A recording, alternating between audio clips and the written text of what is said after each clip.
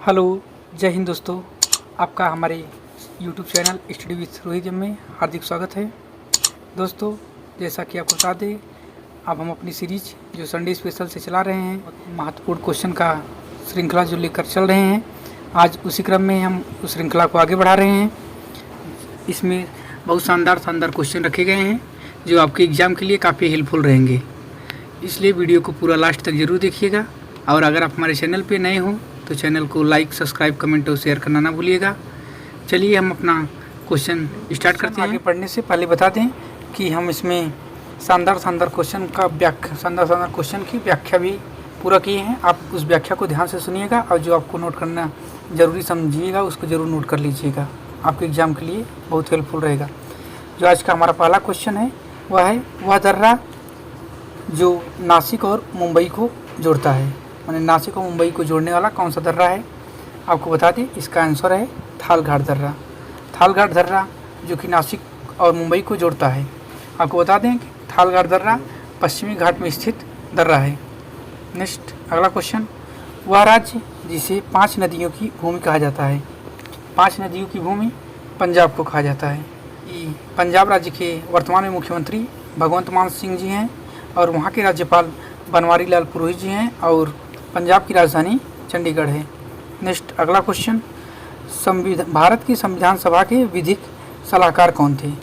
इसका आंसर है BN Rao. BN Rao जो थे संविधान सभा के विधिक सलाहकार थे।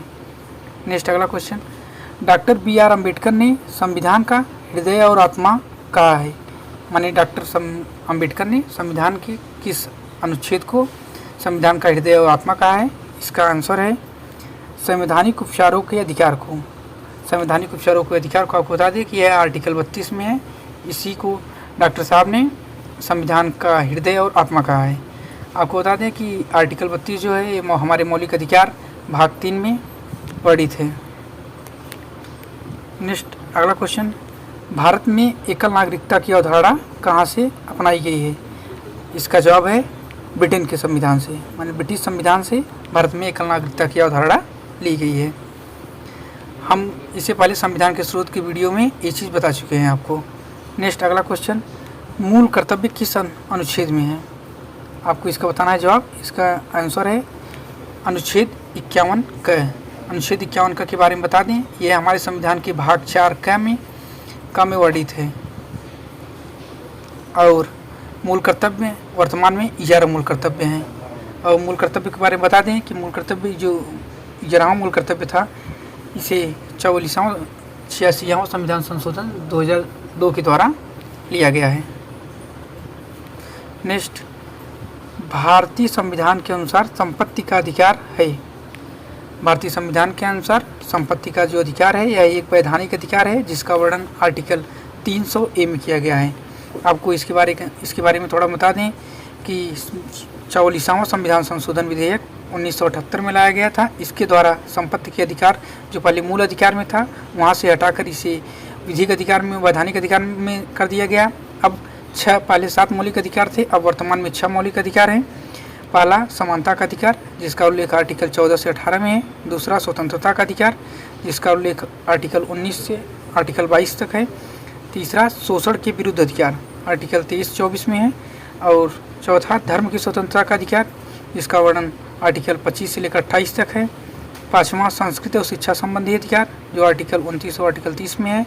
और छठवां संवैधानिक उपचारों का अधिकार जो आर्टिकल 32 में है, जिसको डॉक्टर भीमराव अम्बेडकर ने संविधान का हृदय और आत्मा कहा है। नेक्स्ट अगला क्वेश्चन, भारत के एकमात्र मंत्री जिन्हें अपने जन्मदिन पर 2 बार केंद्रीय बजट पेश करने के लिए जाना जाता है। आपको इसका आंसर देना है। इसका आंसर है मोरारजी देसाई। मोरारजी देसाई देश के ऐसे एक वित्त मंत्री थे जिन्होंने अपने जन्मदिन पर 2 बार केंद्रीय बजट पेश किया है। आपको इनके बारे में और बता दें, मोरारजी देसाई ही प्रथम प्रधानमंत्री थे जो कि गैर कांग्रेसी थे। और अभी रेलवे ग्रुप डी एग्जाम में पूछा गया था सर्वाधिक बार बजट को किसने पेश किया है, तो इसका भी जवाब मोरारजी देसाई जी हैं। नेक्स्ट अगला क्वेश्चन, पारिस्थितिकी शब्द को प्रतिपादित किया है। पारिस्थितिकी शब्द माने इकोलॉजी को किसने प्रतिपादित किया पहली बार। इसका जवाब है अर्नेस्ट हेकल। अर्नेस्ट हेकल ने पारिस्थितिकी शब्द को परिभाषित किया गया है। आपको बता दें 1866 में अर्नेस्ट हेकल ने सर्वप्रथम पारिस्थितिकी शब्द को बताया था। अब पारिस्थितिकी की परिभाषा आपको बता दें कि जीव विज्ञान या भूगोल की एक शाखा है जिसमें जीव समुदाय का और उसके वातावरण के साथ पारस्परिक संबंधों का हम अध्ययन करते हैं। पारिस्थितिकी में हम जीव और जीव समुदाय के वातावरण के साथ पारस्परिक क्या संबंध है उसके बारे में हम अध्ययन करते हैं। नेक्स्ट अगला क्वेश्चन, भारत में पर्यावरण संरक्षण अधिनियम कब पारित हुआ था? इसका जवाब है वर्ष 1986। ये आपके एग्जाम के लिए काफ़ी महत्वपूर्ण है, पूछा जाता है सीधा सीधा। इन्वायरमेंटल प्रिजर्वेशन एक्ट कब आया था? आपको बताना है वर्ष 1986 में आया था। नेक्स्ट अगला क्वेश्चन कि संयुक्त राष्ट्र पर्यावरण कार्यक्रम यूनेप का मुख्यालय कहाँ पे है? इसको आपका जवाब देना है केन्या की राजधानी नैरोबी में इसका मुख्यालय है। आपको बता दें कि जो संयुक्त राष्ट्र पर्यावरण कार्यक्रम है ये पर्यावरण से संबंधित तरह तरह की योजनाएं और कार्यक्रम को पूरे देश में चलाता रहता है, पूरे विश्व में। नेक्स्ट अगला क्वेश्चन, पर्यावरण का शत्रु या पर्यावरण आतंकवादी पौधा है यूकेलिप्टस, जिसे गांव में बल्ली का पौधा बोलते हैं। ये पर्यावरण का आतंकवादी पौधा बोला जाता है क्योंकि ये ज़्यादा से ज़्यादा जल की मात्रा को अवशोषण करता है और ये लगभग जिस स्थान पर रहता है वहाँ की भूमि को उर्वरा शक्ति कम कर देता है। नेक्स्ट, पृथ्वी पर सर्वाधिक अस्थायी पारिस्थितिकी तंत्र है? इसका जवाब है महासागर। महासागर पृथ्वी पर अस्थायी सर्वाधिक पारिस्थितिकी तंत्र है। नेक्स्ट क्वेश्चन, एशिया की सबसे बड़ी खारे पानी की झील है?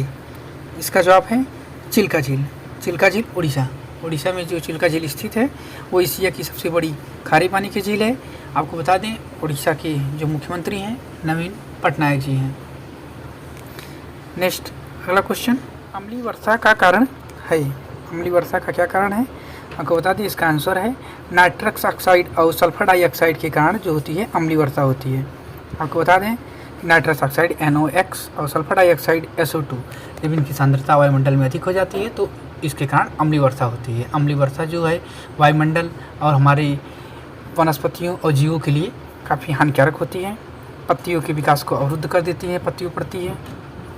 नेक्स्ट अगला क्वेश्चन, बुक्सा टाइगर रिजर्व किस राज्य में स्थित है? टाइगर रिजर्व वाले वीडियो में हम इसका बारे में बताए हैं। बुक्सा टाइगर रिजर्व जो है पश्चिम बंगाल राज्य में स्थित है। पश्चिम बंगाल की मुख्यमंत्री ममता बनर्जी जी हैं और पश्चिम बंगाल की राजधानी कोलकाता है। नेक्स्ट अगला क्वेश्चन, रेड डाटा बुक का संबंध किससे है? एग्ज़ाम में ये अक्सर पूछा जाता है रेड डाटा बुक क्या है?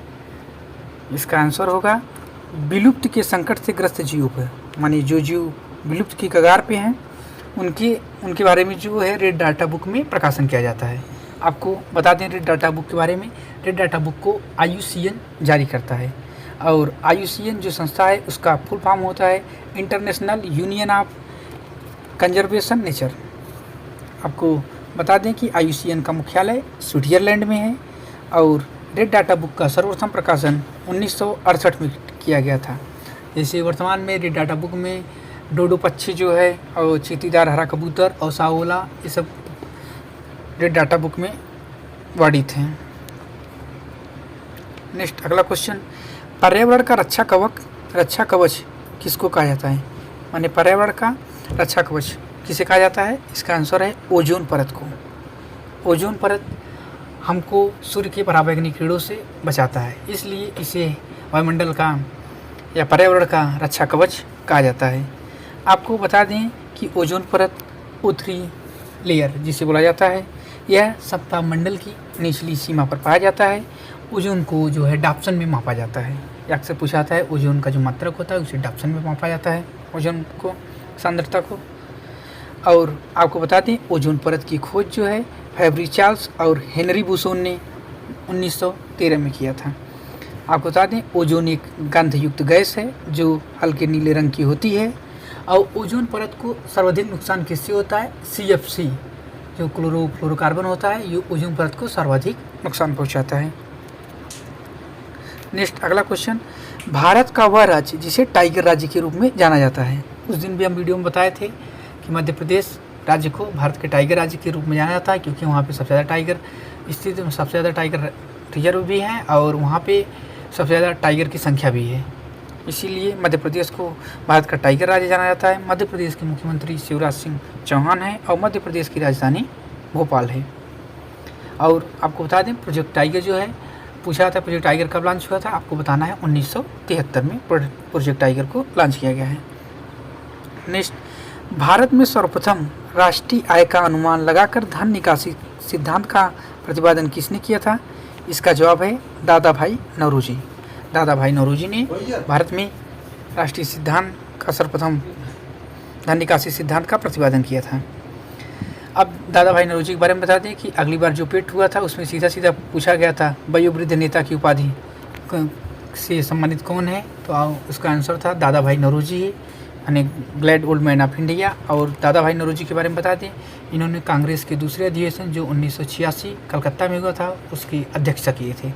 और दादा भाई नौरोजी जो है, इनकी एक पत्रिका है राफ्त गुप्तार, गुजराती पत्रिका है। इसके बारे में पूछा था दादा भाई नौरोजी की पत्रिका कौन सी है, आपको बताना है राफ्त गुप्तार।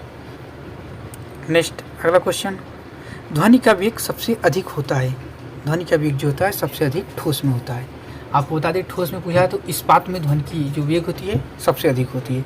आप कहते हैं ध्वनि के लिए जो है माध्यम की आवश्यकता होती है, प्रकाश के लिए तो माध्यम की आवश्यकता नहीं होती, लेकिन ध्वनि के लिए माध्यम की आवश्यकता होती है। नेक्स्ट, अगला क्वेश्चन, पृथ्वी के पलायन वेग का मान कितना है?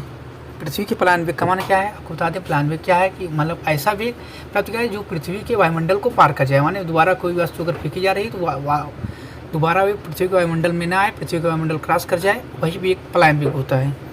और पृथ्वी के पलायन वेग का जो मान है 11.2 किमी पर सेकेंड है। अगर किसी वस्तु को पृथ्वी के वायुमंडल से बाहर फेंकना है तो आपको उस वस्तु को 11.2 किमी प्रति सेकेंड की स्पीड देना होगा। नेक्स्ट, अगला क्वेश्चन, पराश्रव्य तरंगों की आवृत्ति होती है। पराश्रव्य तरंगों की आवृत्ति कितनी होती है? इसका आंसर है 20,000 हर्ट्ज से अधिक। आपको बता दें तरंगों के बारे में कि जो तरंगें होती है 3 प्रकार की होती है, अपश्रव्य, श्रव्य, पराश्रव्य। अपश्रव्य तरंगें जो होती हैं 0 से लेकर 20 हर्ट्ज तक, और श्रव्य तरंगें जो हमारे कानों के सुनने के लिए होती हैं 20 से लेकर 20,000 हर्ट्ज तक, और पराश्रव्य तरंगें होती हैं जो 20,000 हर्ट्ज से अधिक होती हैं। नेक्स्ट, अगला क्वेश्चन, जल में अस्थायी कठोरता का प्रमुख कारण क्या है? जल में अस्थायी कठोरता का प्रमुख कारण जो है कैल्शियम और मैग्नीशियम के बाइकार्बोनेट, इन्हीं के कारण जल में जो है अस्थायी कठोरता बनी रहती है। नेक्स्ट क्वेश्चन, मनुष्य में कुल गुणसूत्रों की संख्या होती है। इसका जवाब है 46, माने 46 मनुष्य में कुल गुणसूत्र होते हैं, जो किसी भी बच्चे के मतलब लड़का हो गया या लड़की, इसके निर्धारण में गुणसूत्र काफ़ी सहायक होते हैं। नेक्स्ट, आवृत्ति का मात्रक क्या है? आपको बताना है। आवृत्ति का मात्रक जो होता है हर्ट्ज से होता है, हर्ट्ज जिसे बोलते हैं। नेक्स्ट, अगला क्वेश्चन, घेंघा रोग, घेंघा रोग होता है। घेंघा रोग किसकी कमी के कारण होता है? इसका जवाब है आयोडीन की कमी के कारण होता है। घेंघा रोग को गाइटर रोग के नाम से जाना जाता है, जो ये गले में होता है, गले में एक साइड में काफ़ी फूल जाता है, घेंघा रोग होता है। इस आयोडीन की कमी के कारण यह रोग होता है। नेक्स्ट, भारत में टैंक रोधी मिसाइल का नाम क्या है? इसका जवाब है नाग। नाग जो है भारत में एक टैंक रोधी मिसाइल है। इस प्रकार दोस्तों ये आपके शानदार क्वेश्चन और उनकी व्याख्या। वीडियो को पूरा लास्ट तक देखने के लिए आपका धन्यवाद। आपका दिन शुभ हो।